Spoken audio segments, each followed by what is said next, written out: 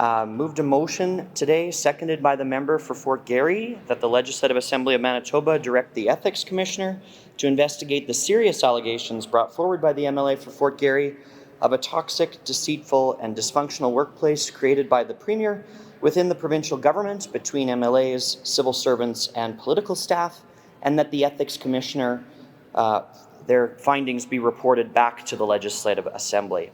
You know, this is a fairly unprecedented situation where you have a member of the governing caucus who has been removed from caucus come forward with serious allegations like this, and it was done in a very confusing manner with a statement being released initially criticizing a defense lawyer for doing her job who was a former business partner of the MLA for Fort Garry, only to have that walked back 5 days later, and have the Premier admit that he just couldn't get along with this MLA.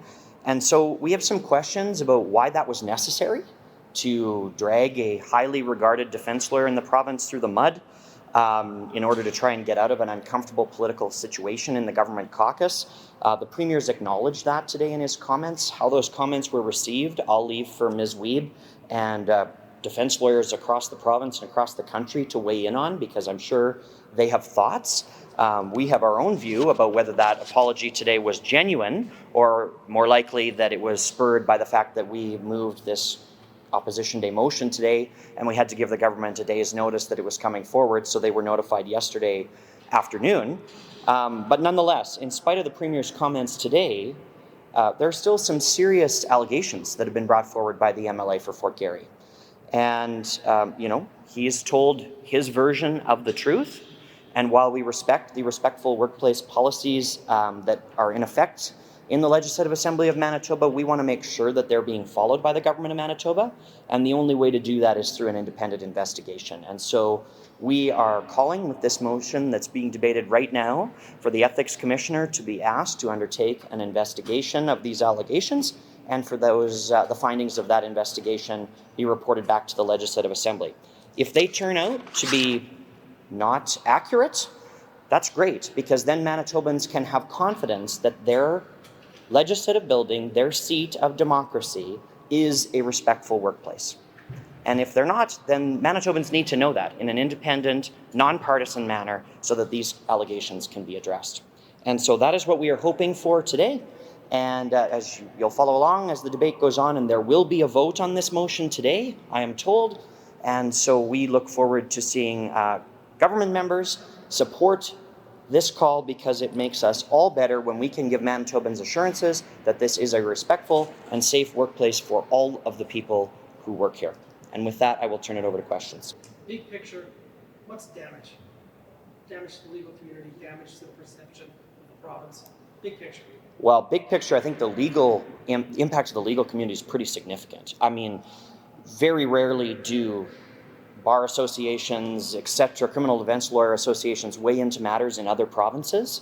And very rarely, I would argue, not for want of very important things happening here, do larger legal communities weigh in on what's happening in Manitoba. And you saw nearly across the country defense lawyers weighing in on the unacceptable nature of the government caucus's reasoning for removing this MLA. And so I think the ramifications are significant. Legal defense lawyers do a very important job in our constitutional democracy and in our criminal justice system.